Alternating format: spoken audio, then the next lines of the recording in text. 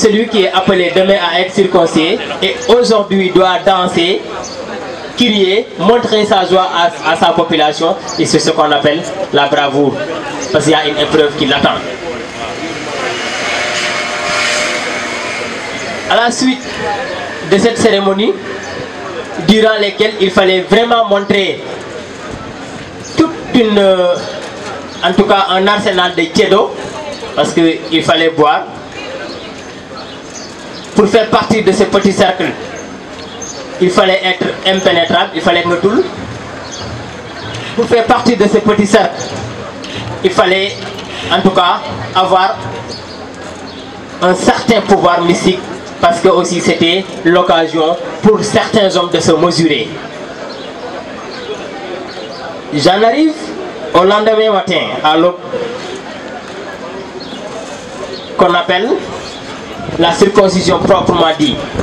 Ce n'est pas la même chose aujourd'hui où on va devant des médecins avec toute la préparation sanitaire qu'il faut.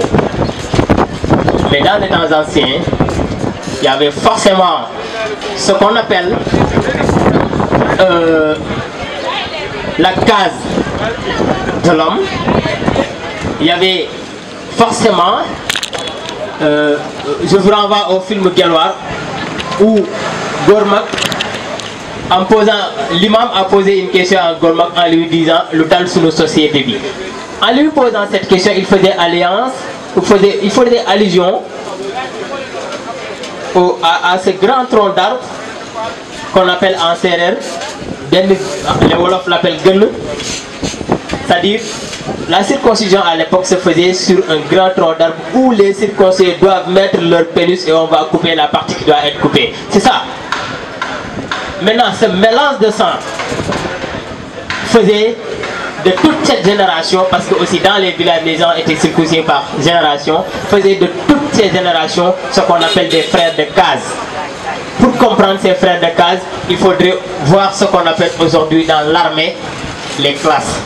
C'est-à-dire la même génération qui a été formée à une étape bien donnée. Et qu'est-ce qu'il y a ces frères de case? La loyauté, la fraternité. Et quand je parle de la loyauté, je marque le temps pour dire que tout ce que nous vivions dans le Ndout Sérère, nous pouvons le vivre dans la société actuelle. Je fais allusion à deux moments. Ces frères de case et l'amicale, ou bien les listes que vous avez formulées aujourd'hui pour gagner votre amicale. C'est une sorte de frère de case. Et pour ces frères de case, il n'était pas question de trahir. On ne trahit pas un frère de case. Alors pour vos listes, pour votre bureau, il est question de se dire la vérité à l'interne, mais il n'est pas question de se trahir. C'est ça les valeurs qu'on doit apprendre du Ndout Sérère. L'autre valeur qu'on doit tirer de ce Ndout Sérère, c'est celle liée à la discrétion. Je fais encore allusion à votre bureau et à ce Ndout Sérère.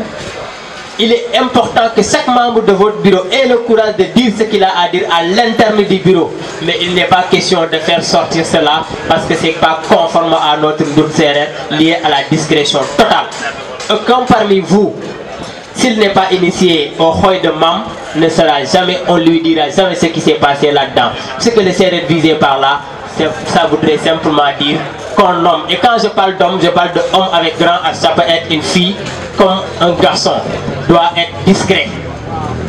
Ne doit pas vendre la messe quand ses camarades ont tenu une réunion et se sont dit des choses. Ça le Ndout Sérère ne nous a pas appris. Je glisse pour dire que le Ndout Sérère est allié au mariage chez la femme. C'est une jeune fille.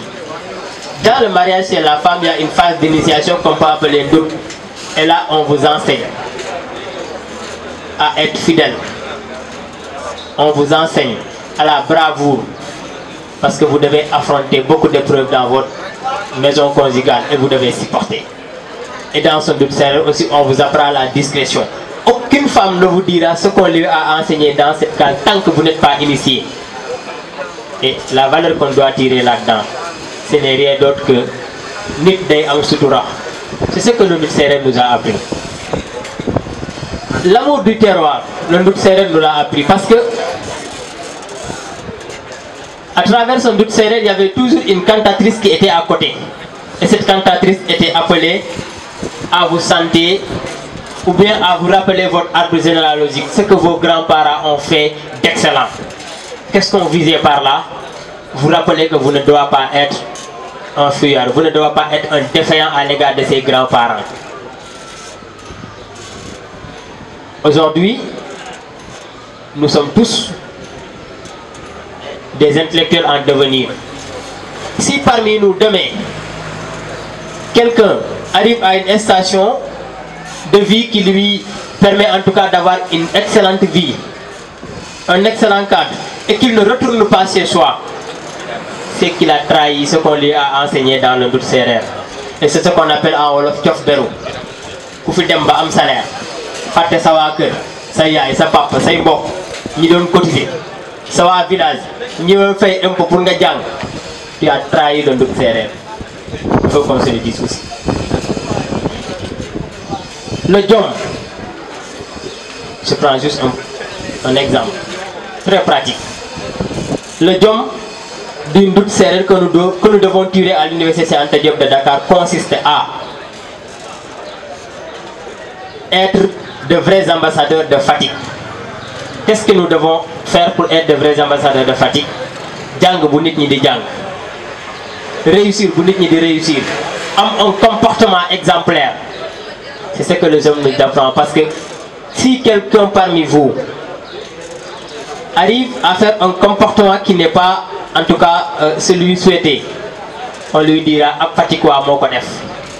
Et su boobaa à travers yow ak benn acte, tu as fait insulter à toute une communauté, à toute une localité. Voilà le Djom que nous devons apprendre du Ndout Serer et avec lequel nous devons vivre. Le ngor du Ndout Serer, c'est-à-dire qu'avec ses frères de case, avec sa famille, je l'ai dit tout à l'heure, on ne doit pas trahir.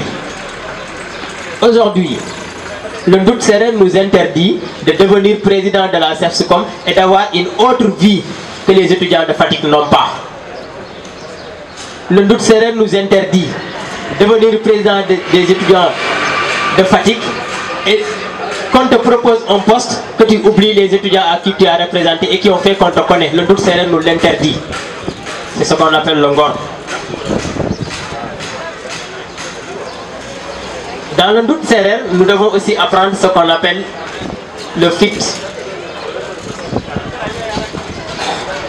C'est ce comportement qui nous permet de braver n'importe quelle situation pour y arriver. Et cette situation, rassurez-vous, ce ne sont pas seulement les amphithéâtres, ce ne sont pas seulement vos résultats à la CEFSCOM.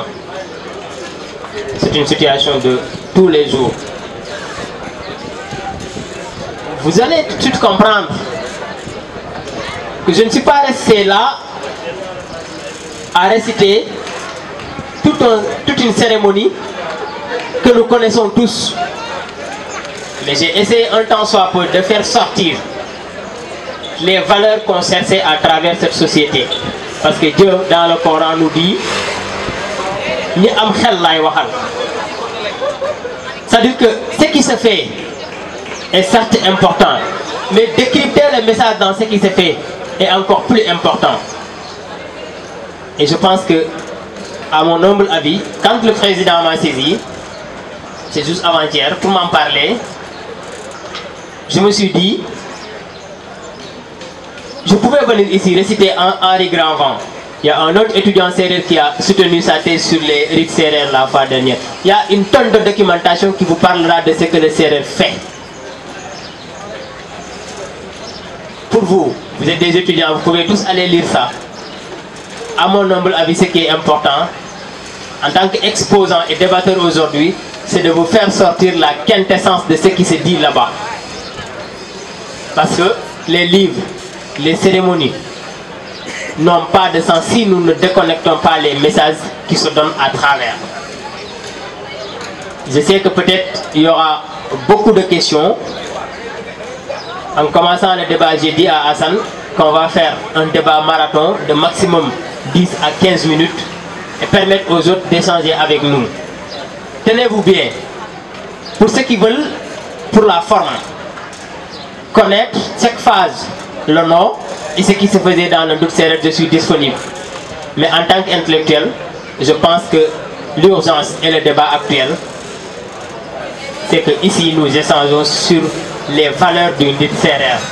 Et comment devrons-nous faire pour que ce doute sérère qui existait dans les années 1800, que nous décryptons les messages et que nous acceptons de vivre avec ces valeurs au XXIe siècle, où vous ne voyez plus le doute, mais vous pouvez vivre avec les valeurs. Vous ne voyez plus toute cette cérémonie, mais vous pouvez vivre avec les valeurs. Je ne terminerai pas sans prendre quelques exemples. Quand dans le doute sérère, on nous enseignait la discipline, on interprétait des chansons. J'ose dire que dans ce cercle, il y a des gens qui sont capables d'interpréter des chansons comme moi. Mais je prendrai une seule qui me paraît très intéressante. C'est quand dans les cérémonies de Kassak, on nous disait Ndjuli Ndiaye Mam Nundamu. Tu peux continuer?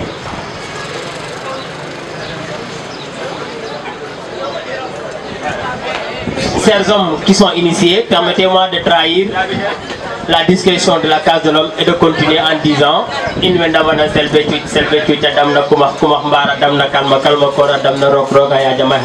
qu'est-ce que nous enseigne par là?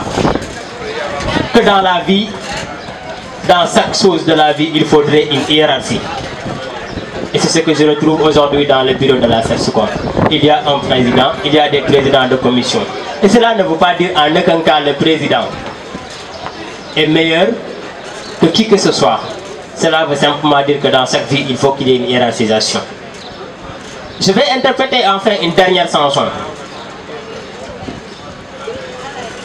qui nous enseigne, si vous allez, et qu'à un moment donné de la vie, vous ne retrouvez plus le bout de votre tunnel, il faut avoir le courage de retourner. Et en Kassak, on nous dit, c'est des chansons qui ont beaucoup de sens. On peut rester là à interpréter 1000 chansons. Quand le Salmokon nous disait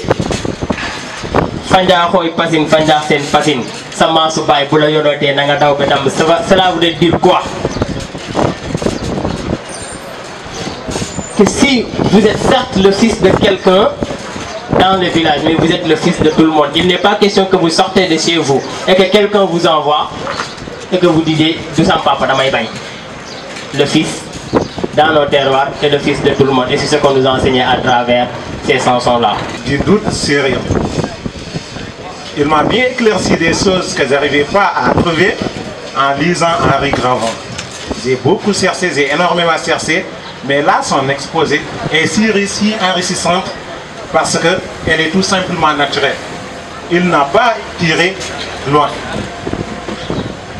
Ma seule question en fait, j'ai attendu une demi-heure en fait pour écouter ça, mais je n'ai pas entendu.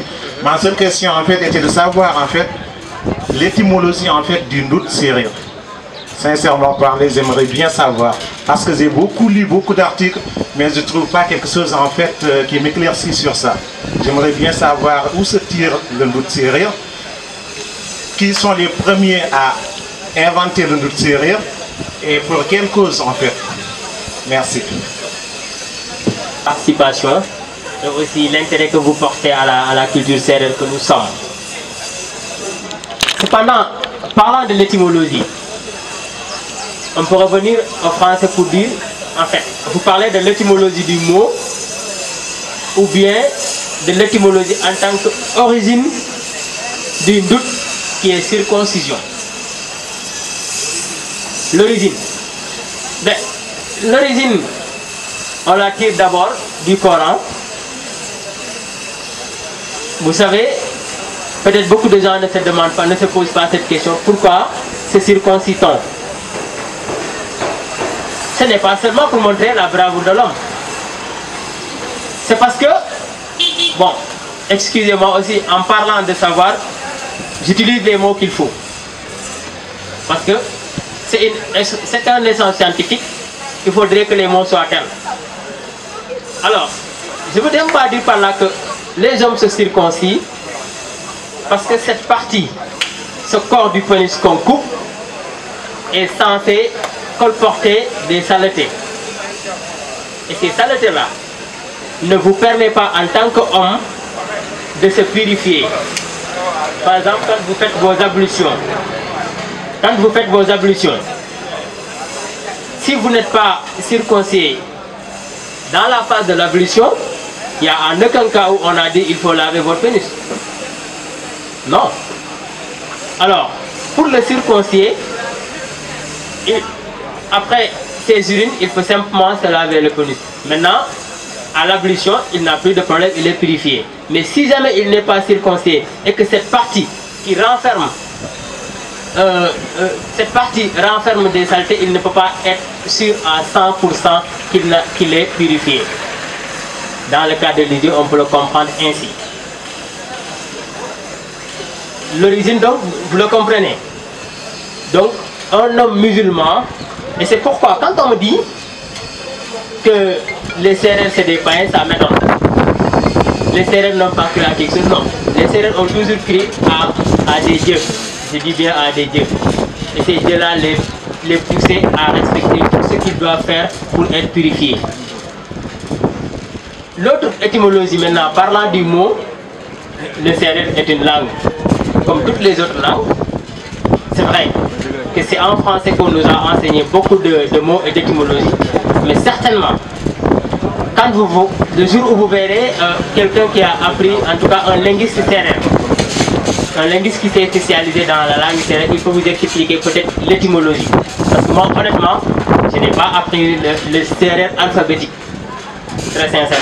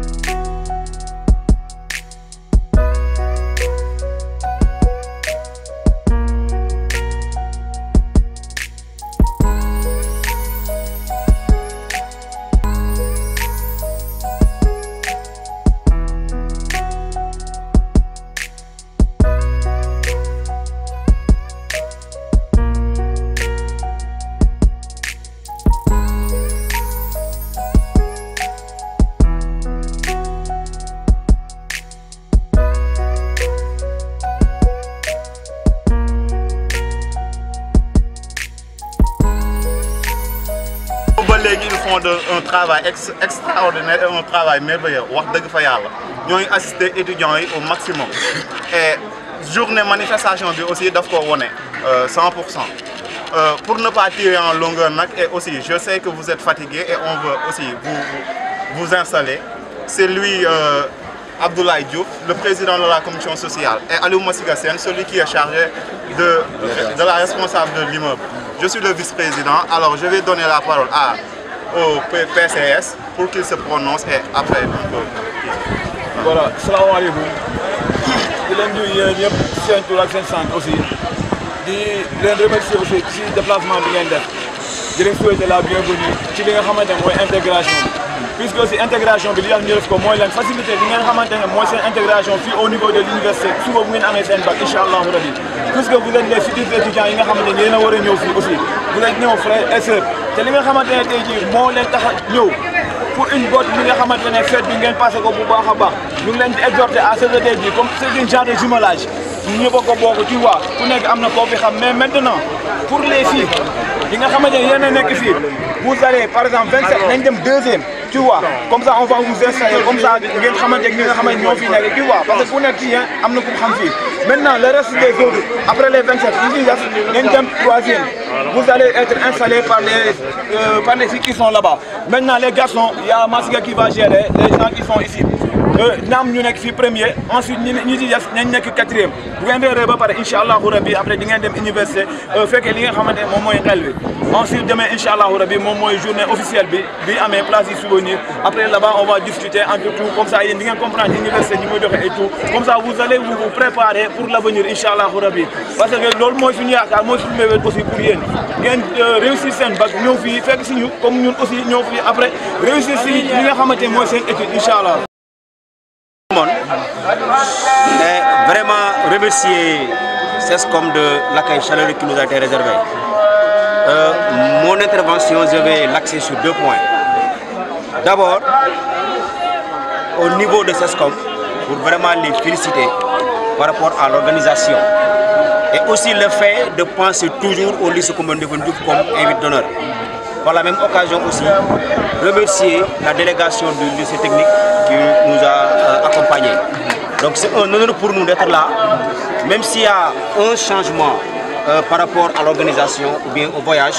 Vous avez l'habitude de travailler avec M. Fall, mais M. Fall il est parti à Saint-Louis, nous prions pour lui et c'est M. Mbaye aussi avec moi qui sommes appelés à maintenant gérer le gouvernement scolaire.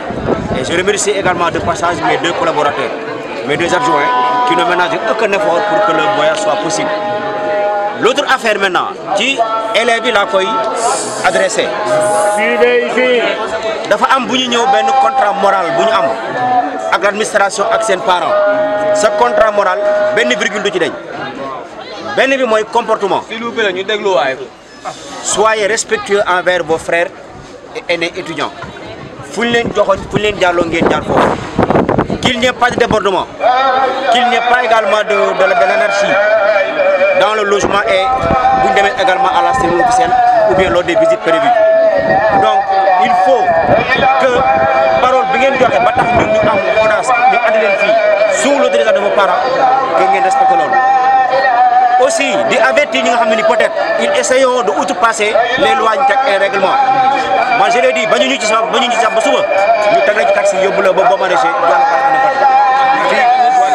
nous sommes, c'est le prolongement de l'école de la classe. Donc soyez respectueux avec vos amis.